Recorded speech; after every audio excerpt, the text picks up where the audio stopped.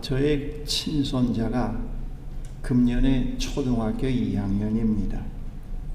작년에 그 동네에 있는 교회 주일학교에 참여해서 담당하시는 교육자가 전도사님인데 너무 말씀이 재미있대요. 그래서 열심히 나간다고 하는 얘기를 듣고 얼마나 기뻤는지요. 금년에 몇 개월 전에 저희 집에 왔다가 뭐라고 얘기하는가 하면은 작년에 자기들을 담당했던 전도사님이 떠나시고 대신 목사님이 오셨답니다. 그런데 그 목사님은 말씀이 없답니다. 애들을 그냥 웃기고 재미있는 얘기만 하고 말씀이 없다고 그래요. 그래서 제가 그런 말씀이 없으니까 넌 교회 안 나갈래? 그랬습니다. 손자 하는 얘기가 그래도 나가야지요 그랬습니다. 그런데 요즘에 나가는지 확인은 안 했습니다만은 제가 우리 손자를 의식하고 오늘 설교를 준비한 건 아닙니다만은 오늘 제 설교가 3분의 2 이상이 성경 말씀을 그대로 읽어드리는 내용이 되겠습니다. 혹시 지루해서 여러분들이 졸릴지는 모르겠는데 졸리시는 분은 주무셔도 됩니다. 조금 더 의식하지 마시고 그러나 다른 사람에게 방해는 되지 않게 하십시오.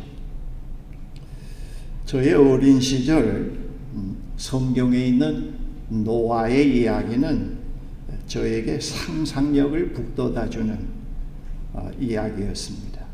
저는 그 시절 노아에 대한 관심보다는 방주에 대한 관심이 더 깊었습니다. 방주의 모양을 상상해 보면서 이렇게 스케치도 해보고 그 안에 있는 각종 동물들에 대해서 나름대로 상상해 보기도 하면서 그 동물원에 가지 않아도 온갖 동물을 구경할 수 있다는 게 얼마나 좋을까 그렇게 상상하기도 했습니다. 그리고 초등학교 때 담임 선생님이 교인이셨는데 사회 시간에 그 선생님께서 이 지구상에 사막이 많은 것은 노아 시대의 홍수 심판 때문이었다고 그렇게 말씀하시고 그 홍수 때 물에 잠긴 그 모든 것들이 오랜 시간 동안 썩어서 석유가 됐다고 하는 그런 말씀도 들려주셨습니다. 노아의 이야기는 교인이나 교인이 아닌 사람 모두에게 잘 알려진 성경의 이야기 가운데 하나입니다. 노아의 이야기는 교회에서 하나님의 뜻을 거역한 인간에게 하나님의 심판이 임한다고 하는 교육적인 훈화로 많이 사용되기도 합니다. 유발 하라리 교수는 지난날에는 인간의 특별한 계획에 의한 변화가 아닌 자연의 질서에 따라 진화와 변화가 있어 왔는데 20세기, 21세기에 들어와서 생명공학, 물리학, 의학의 발달로 인간의 계획에 의해 변화가 이루어져 가고 있다고 말했습니다. 구체적인 신뢰로서 유전자 조작으로 인한 종의 변형, 인공지능으로 인간 변형, 줄기세포로 인간 변형 등 인간의 계획으로 우리의 미래를 확정하게 된다고 했습니다.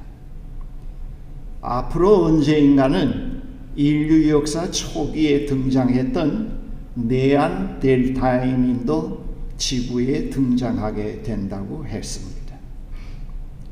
하라리 교수의 이야기는 거짓말이 아닙니다. 사실입니다. 그의 말대로 극히 부분적이지만은 이미 이러한 변형이 현실로 되어지고 있고 또 앞으로 그렇게 되어질 것입니다. 그러나 그러한 일들이 인류의 미래는 아닙니다. 우리의 미래는 인간의 계획에 의해서가 아닌 세상을 극진히 사랑하시는 하나님에 의해서 시작되었고 되어지어 갈 것입니다. 노아의 이야기는 하늘에 계신 창조주 하나님의 생각과 계획이 땅에서 실행된 사건입니다. 이 사건에는 하나님의 깊은 뜻이 담겨져 있습니다. 노아의 이야기는 그러한 의미에서 오늘 우리에게 매우 중요한 하나님의 메시지입니다. 노아의 이야기는 단순한 도덕적인 훈화를 위한 신화가 아닙니다. 그래서 아주 고대 사회에서 이루어진 이 이야기가 오늘 우리 시대에서 읽혀져야 하고 음미되어져야 하는 것입니다. 노아의 이야기가 이렇게 성경에 시작됩니다. 제가 이제 들려드리는 노아의 이야기는 새 번역에서 발췌한 내용입니다. 먼저 하나님의 후회입니다. 주님께서는 사람의 죄악이 세상에 가득 차고 마음에 생각하는 모든 계획이 언제나 악한 것뿐임을 보시고서 땅 위에 사람 지으셨음을 후회하시며 마음 아파하셨다. 주님께서는 탄식하셨다. 내가 창조한 것이지만 사람을 이 땅 위에서 쓸어버리겠다. 사람뿐만 아니라 짐승과 땅 위를 기어다니는 것과 공중의 새까지 그렇게 하겠다. 그것들을 만든 것이 후회가 되는구나 했습니다. 그 다음에는 하나님께서 노아에게 하나님의 깊은 뜻을 알리십니다. 그러나 노아만은 주님께 은혜를 입었다. 노아의 역사는 이러하다. 노아는 그 당대에 의롭고 흠이 없는 사람이었다. 노아는 하나님과 동행하는 사람이었다. 노아는 셈, 함, 야벳 이렇게 세 아들을 두었다. 하나님이 노아에게 말씀하셨다. 땅은 사람들 때문에 무법천지가 되었고 그 끝날이 이르렀으니 내가 반드시 사람과 땅을 함께 멸하겠다. 그 다음 하나님께서 노아에게 명령을 주십니다. 너는 잣나무로 방주 한 척을 만들어라. 방주 안에 방을 여러 칸 만들고 역청을 안팎으로 칠해라. 그 방주는 이렇게 만들어라. 길이는 300자, 넓이는 50자, 높이는 30자로 하고 그 방주에는 지붕을 만들되 한 자도 치켜 올려서 덮고 방주의 옆쪽에는 출입문을 내고 위층과 가운데층과 아래층으로 나누어서 세 층으로 만들어라. 내가 이제 땅 위에 홍수를 일으켜서 하늘 아래에서 살아 숨지는 살과 피를 지닌 모든 것을 쓸어 없앨 터이니 땅에 있는 것들은 모두 죽을 것이다. 그러나 너하고는 내가 직접 언약을 세우겠다. 너는 아들들과 아내의 며느리들을 모두 데리고 방주로 들어가거라. 살과 피를 지닌 모든 짐승과 수컷과 암컷과 한 쌍씩 방주로 데리고 들어가서 너와 함께 살아남게 하여라. 새도 그 종류대로, 집 짐승도 그 종류대로, 땅에 기어다니는 온갖 길짐승도 그 종류대로 모두 2마리씩 너에게 올 터이니 살아남게 하여라. 그리고 너는 먹을 수 있는 모든 먹거리를 가져다가 쌓아두어라. 이것은 너와 함께 있는 사람들과 짐승들의 먹거리가 될 것이다. 노아는 하나님이 명령하신 대로 다 하였다. 꼭 그대로 하였다. 그 다음에는 하나님의 계획이 실행됩니다. 그것이 이제 홍수입니다. 땅 위에서 홍수가 난 것은 노아가 600살 되던 해이다. 노아는 홍수를 피하려고 아들들과 아내와 며느리들을 데리고 함께 방주로 들어갔다. 정결한 짐승과 부정한 짐승과 새와 땅 위를 기어다니는 모든 것도 하나님이 노아에게 명하신 대로 수컷과 암컷 둘씩 노아에게로 와서 방주로 들어갔다. 노아가 600살 되는 해의 둘째 달, 그 달 열일의 날, 바로 그날에 땅속 깊은 곳에서 큰 샘들이 모두 터지고 하늘에서는 홍수문들이 열려서 40일 동안 밤낮으로 비가 땅 위로 쏟아졌다. 여기에 나타나 있는 그 세계상은 하나의 옛날 고대 사람들이 갖고 있는 세계상 그대로를 여기 표현되어 있습니다. 물이 불어나서 방주가 땅에서 높이 떠올랐다. 물이 불어나서 땅에 크게 넘치니 방주가 물 위로 떠다녔다. 땅에 물이 크게 불어나서 온 하늘 아래에 있는 모든 산들이 물에 잠겼다. 물은 그 높은 산들을 잠그고도 15자나 더 불어났다.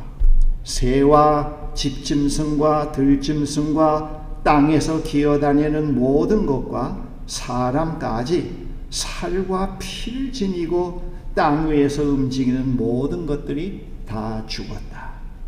마른 땅 위에서 코로 숨쉬며 사는 것들이 모두 죽었다. 이렇게 주님께서는 땅 위에 사는 모든 생물을 없애버리셨다. 사람을 비롯하여 짐승까지 길짐승과 공중의 새에 이르기까지 땅 위에 모두 없애버리셨다. 다만 노아와 방주에 들어간 사람들과 짐승들만이 살아남았다. 물이 불어나서 150일 동안이나 땅을 뒤엎었다. 그 다음에 이제 회복입니다.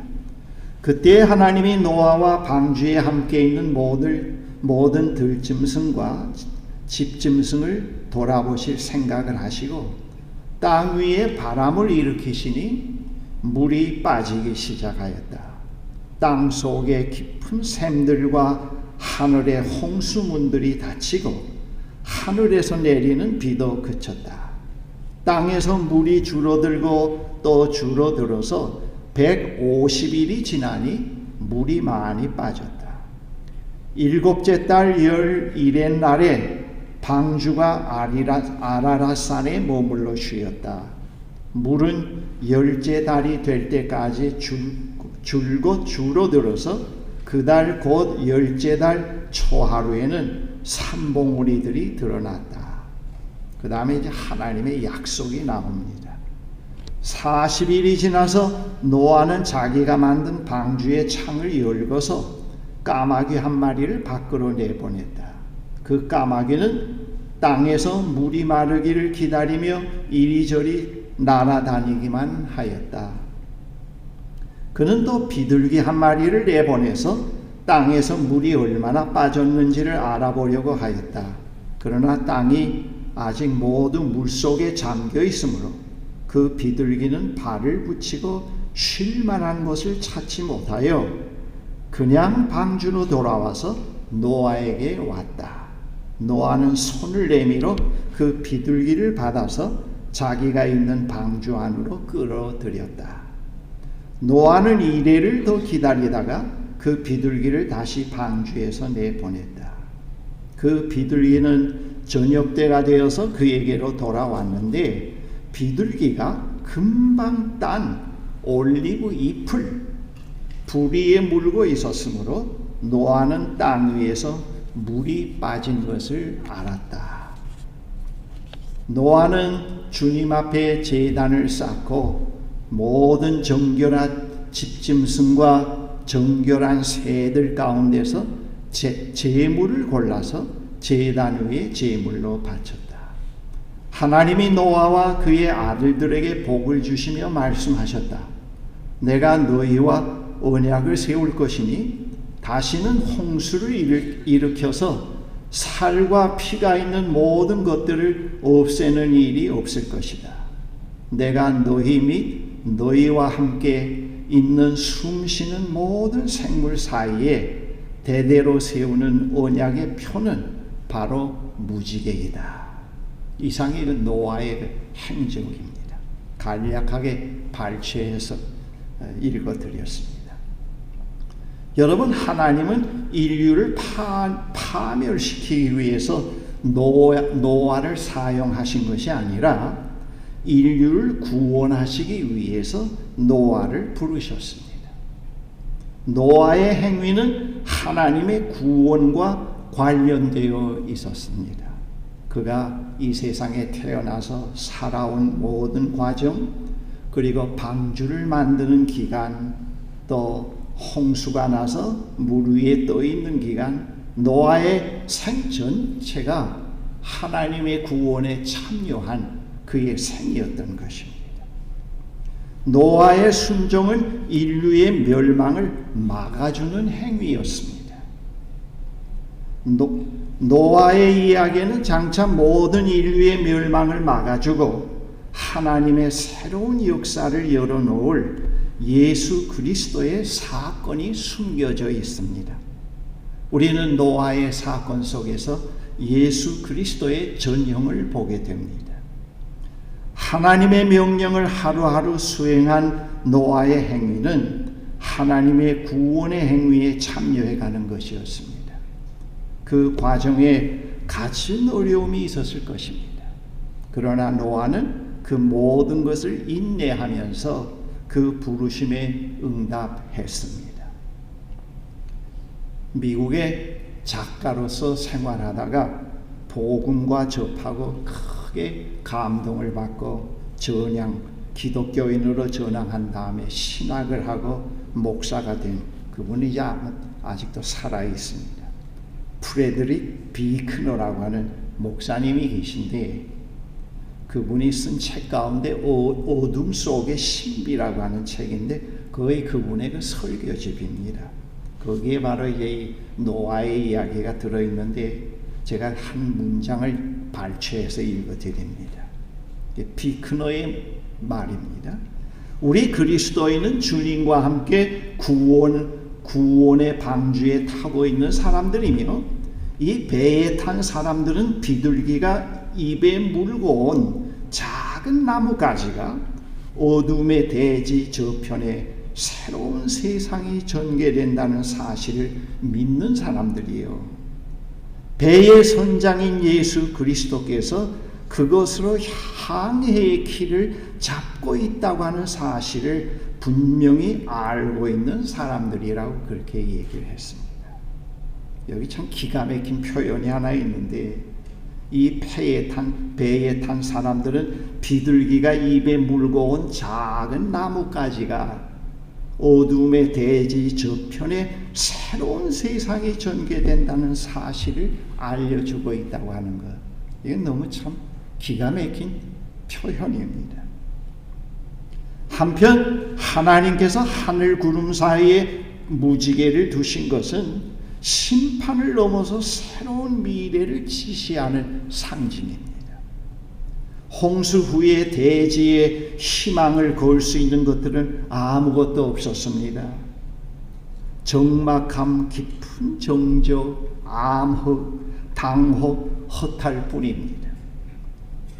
그러한 대지 위에서 바라보는 무지개는 저 지평 너머로 서서히 밝아오는 희망의 시간을 알리고 있었습니다. 우리가 단기간에 하나님께 순종은 어렵지 않지만은 노아처럼 장기간 하나님의 명령에 따르는 일은 그렇게 쉽지 않습니다. 우리가 알아야 할 것은 방주를 건립하는 것, 방주가 목적지에 도달하는 기간은 단기간이 아니라 상당히 긴 기간이라는 걸 알아야 합니다. 그 전까지만 해도 한 4,000년, 5,000년 후면 주님이 오시고 끝날 거라고 생각을 했습니다만, 지금 과학에 의해서, 인류학에 의해서 자꾸 인간의 자연의 신비가 벗겨지면서 인간의 역사만 해도 벌써 몇 억 년 전의 역사가 시작되었다는 것, 지구의 역사도 마찬가지입니다. 그 몇 억 년 전의 초기에 아주 미개인 시대에 하나님이 자기를 아들을 보내셨다고 하면은 그 사건이 어떻게 이렇게 알려졌겠습니까? 그런데 미개인 시대에 또 농경사회, 목축업 그런 것으로 이렇게 계속 시간이 지나면서 인간의 지능이 깨어나고 인간답게 사는 방식을 자꾸 배워오는 과정 속에서 하나님이 이스라엘이라고 하는 한 공동체를 그 오랜 지평에 장구한 지평 한 지점에서 형성시켜서 그의 뜻을 보여주시고 그 다음 또 때가 참에 예수 그리스도를 보여주셨습니다. 그 전까지마다 해도 하나님의 활동은 인간들에게 숨겨져 있었습니다. 이제 앞으로도 이 기간이 그렇게 짧은 기간은 아니라고 봅니다. 제가 살아있는 동안에 주님이 오실 거라고 하는 것도 망상이라고 봅니다. 이유가 해체됐다고 해서 주님이 곧 오신다. 뭐 그런 거. 인간 몸에 칩이 다 박혀지면 주님이 오신다. 그런 것도 아마 망상이라고 봅니다. 그 인간의 추측이죠. 그러나 이 장구한 역사인데 분명히 성서가 말해주는 것은 이 모든 세상의 밑바닥에 보이지 않는 저 하늘 위에서 되어지는 사건이 인간에 의해서 조작되거나 흔들리지 않고 몇 억 년 전부터 계속 진행이 되어 오고 있다는 것을 분명히 말해주고 있습니다. 그리고 우리는 거기에다가 삶의 기초를 놓아야 되고 목표를 두어야 된다는 것을 예수 그리스도께서 오셔서 말씀해 주셨습니다. 그래서 우리는 이 장기간에 잘 적응하며 행복하게 항해해가는 삶의 지혜를 배워야 합니다. 그러면서 더 많은 사람들이 배에 타도록 알려주어야 합니다. 그러한 의미에서 우리의 일상은 소중한 의미를 갖습니다. 이 방주는 모든 인간의 편견을 초월해서 누구나 탈 수 있는 배입니다.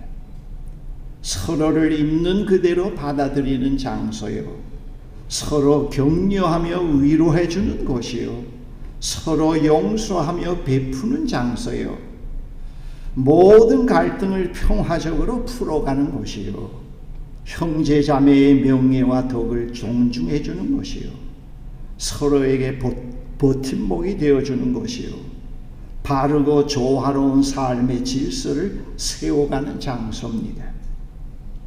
여러분 그 비크너의 말을 빌리면 그 좁은 방주에 그 자체로는 큽니다만 그러나 그 실은 내용들을 보면 그 적재한 내용들을 보면 너무 적은 겁니다. 그 안에는 온갖 동물들이 있고 소리를 꽥꽥 지르고 분비물들이 나오고 사람과 섞여서 사는 그런 불편한 상황, 그런 참 견딜 수 없는 상황인데도 불구하고 거기에는 불평도 없고 탄식도 없고 비판도 없고 서로가 서로를 격려하면서 이 방주의 여행이 항해가 끝날 때까지 물이 마를 때까지 계속 진행되어 왔다는 것을 얘기를 합니다. 지금 우리 방주도 마찬가지입니다. 이 방주를 탄 우리들이 나만 편안히 살기 위해서 타고 나만 잘 먹고 잘 살고 성공하기 위해서 이 방주를 탄다고 하면 그 착각입니다. 방주에서 내려야 됩니다. 방주에서 내려야 됩니다. 이 방주는 상당히 불편한 것입니다. 이상에 맞지 않는 사람들도 있고 다양한 인종들도 있고 그렇습니다. 우리는 이 장기간 여행에서 늘 하나님께로부터는 영감을 갖고 살아야 됩니다. 그리고 우리의 존재 기반을 반석이신 하나님에게 둬야 됩니다. 그리고 우리의 피난처가 되시는 하나님에게 늘 도피해야 됩니다. 도피한다는 말은 거기에서 안정과 평안을 찾으면서 세상 속에서 살아가야 된다는 그런 뜻이 되겠습니다. 그렇게 해야 됩니다.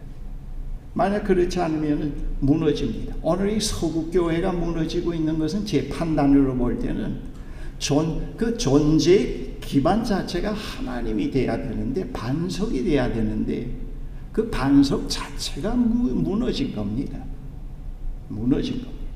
우리의 존재의 기반은 리얼리티가 돼야 되는데, 풍랑이 일고 의심이 오고 걱정이 와도 언제나 그것은 흔들리지 않을 수 있는 그걸 소유해야 됩니다. 그게 그 기독교인이죠. 우리의 존재의 오리진, 그라운드, 소스가 이 세상 것이 아닌 것을 갖고 있는 것을 기독교인이라고 얘기하지요. 그런 사람들이 기독교인이다. 그런 사람들이 지금 이 배를 타고 지금 항해를 하고 있다고 하는 겁니다. 그래서 하나님께로부터, 그런 사람들이 계속 하나님께로부터는 영감으로 살고 밝은 통찰력으로 시대를 구분할 줄 알고, 알파고가 생겼다고 해서 신은 없다 굉장한 것처럼 뭐 떠들지 말고, 그리고 인격의 조화를 깨트리지 말고 자꾸 나이가 먹어갈수록 온전한 기반이 흔들리지 않는 기반 속에서 인격의 조화를 이루어가고, 계속 낡은 것을 벗어나서 창의력을 이루어가고, 내적 기쁨과 평강과 자유를 계속 소유해가는 훈련을 해가고, 따뜻한 마음을 잃지 않고, 다른 사람에 대한 배려와 다른 사람으로부터의 경청, 더 겸손, 명랑함을 잃지 않도록. 그 참 불편한 방주심하는 말이죠. 거기서도 찡그리고 울상을 하고 항상 불평을 하고, 방주의 밖에 있는 사람보다 더 못한 의식 구조를 가지고 살질 않고요. 그걸 넘어서는, 그리고 용서와 화해의 삶을 줄기차게 배워가는 그런 사람들을 가리켜서 기독교인이라고 얘기하고 방주에 탄 사람들이라고 얘기할 수 있지 않겠습니까? 바로 이 노아의 사건 속에서 우리 오늘 이 시대를 사는 우리들에게 실존의 정체성을 찾을 수 있습니다. 우리가 어떤 존재냐 말이지, 뭘 하는 존재냐 말이지. 네. 그것을 우리가 찾게 됩니다.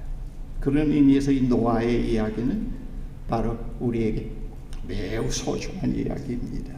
오늘 노아의 시대의 상황이 오늘 우리 시대의 그 과학기술에 의해서 인간의 재주 부리는 것은 좀 달라졌을지 모르지만 말이죠. 똑같지 않습니까? 하나님이 후회할 정도로 똑같습니다. 그러나 물로 심판하지 않겠다고 약속하신 것은 예수 그리스도의 십자가와 그의 부활이 있다고 하는 것입니다. 우리 모세골이 이렇게 대형적으로 큰 어떤 공동체는 아닙니다만, 우리가 조용히 생각해 보면은 이 모세골은 이 하나님의 큰 구원의 역사 속에서 보이지 않는 하나님이 계획하고 실행해 가신 그 하늘의 일들이 이 땅 위에서 나타나고 있는 일들 가운데 가장 보잘것없는 겨자씨와 누룩과 같은 그 하나의 비유적 사건이라고 그렇게 생각합니다. 저는 이 모세골을 해가지고 말이죠, 교회를 할 때도 마찬가지였습니다만, 빨리 교회를 크게 해서 땅 끝까지 주님의 복음을 전해서 하나님 나라가 빨리 오게 하려고 하는, 나에게 의해서 하나님 나라가 오고 안 오는 타임이 좌우되는 그런 망상은 갖지는 않았습니다. 나는 하나님이 주관하고 계시며 계속 허물어지지 않는 의, 뭐라도 뭐에 의해서도 조각나지 않고 분해되지 않는, 와해되지 않는 평화, 그런 참됨, 사랑, 그런 것이 계속 그런 가운데서 계속 진행되는 이 하나님의 역사에 제가 거기에 부르심을 받고 오늘 이 시대에 제가 거기에 참여했다고 생각합니다. 그래서 기회와 책임은 제가 잘 감당해야 되겠다는 책임감은 느끼고 있습니다. 저에 의해서 하나님 나라가 확장되고 안 되고 그건 하나님의 것이라고 생각합니다. 목회하면서도 사람을 변화시키는 데 초점을 두어서 사람 변화시키는 데 목표를 두지 않고 최선을 다해서 부르심에 응답을 하되 인간 변화는 하나님의 몫이라는 것을 언제나 넘겨드리곤 했습니다. 목회하면서도 이 교회 당회장은 하나님이라는 여유를 늘 남겨두곤 했습니다. 그래서 평안한 것 같아요. 그래서 우리의 삶이 의미 없는 삶이 아닌 것 같아요. 여기에 참여해서 무슨 이권을 따고 빨리 성공하고 빨리 출세하고 그래서 내가 하나님 나라에 뭘 해보겠다. 그거는 아니라고 봅니다. 우리는 하나님의 역사 속에 보이지 않는 역사 속에 하나님이 하늘에서 하시는 그 보이지 않는 일들과 계획이 오늘 땅 위에서 이스라엘 역사와 예수 그리스도를 통해서 드러났고 그 이후에 그를 따르는 분들을 통해서 드러나고 있는데 여러분들이 지극히 작은 형제자매와의 갈등을 해소하고 사랑하고 허그를 해주는 그 장면 속에서 보이지 않는 하나님이 어떤 분이라는 게 드러나곤 하지 않습니까? 그렇죠? 그래서 우리의 일상이 그렇게 소중한 겁니다. 여러분들이 갖고 있는 소득의 모든 것이 정당하게 쓰일 수 있고 정당하게 여러분들이 본 것이기 때문에 마음대로 쓸 수 있지만 그것을 절약하고 단순성의 삶을 배우고 어려운 이웃에게 같이 배를 타고 있는 이웃에게 나누어주고 그들을 돌봐주는 그 모습 속에서 저 천상에서 이 일을 보이지 않는 계획과 이 일을 해가고 계시는 그 하나님이 땅 위에서 보여지고 나타난 사건이 아닙니까? 그것이 우리를 세상을 변화시키고 굉장히 뭔가 큰 지각 변동을 일으키는 건 아닙니다만 우리가 잘못하면 이건 내가 이렇게 의롭게 살아서 뭐하나 말이지. 이건 돈 직사게 벌어서 다 남주면 뭐하나. 이거 세상이 변화할 건가? 우리가 그렇게 자괴감에 빠집니다만 사실 그렇게 생각하면 안 됩니다. 지금도 하나님은 변함없이 일해가고 계신다. 하나님의 정의와 평화와 공의를 누구도 파괴할 수 없고 그 사랑을 누구도 무효화시킬 수 없단 말이지. 오늘도 거기에 나를 부르셨다. 이것은 기회요 책임이기 때문에 내 이것으로 세상을 변화시키려고 하는 게 아니고 이것이 내 책임이고 기회고 감사하기 때문에 나는 이것을 한다. 그겁니다. 그겁니다. 그러면서 감사하고 찬양하고 그런 행동 속에서 다른 사람들이 보이지 않는 하나님이 어떤 분이라는 걸 보게 되고 깨닫게 되는 겁니다. 아마 이런 시간들이 이런 삶이 계속해서 재해석되고 심화되고 주님이 오시는 그날까지 계속돼야 된다고 봅니다. 오늘 내일 주님이 오시는 것은 아니라고 봅니다. 우리는 그런 시간 속에 그런 지평 속에 부르심을 받은 우리들이라고 하는 것을 늘 깨닫고 그런 희망을 그런 신뢰를 그런 사랑을 포기하지 않고 살아야 됩니다. 그런 신뢰와 희망과 사랑을 포기해버리면 우린 정말 통장입니다.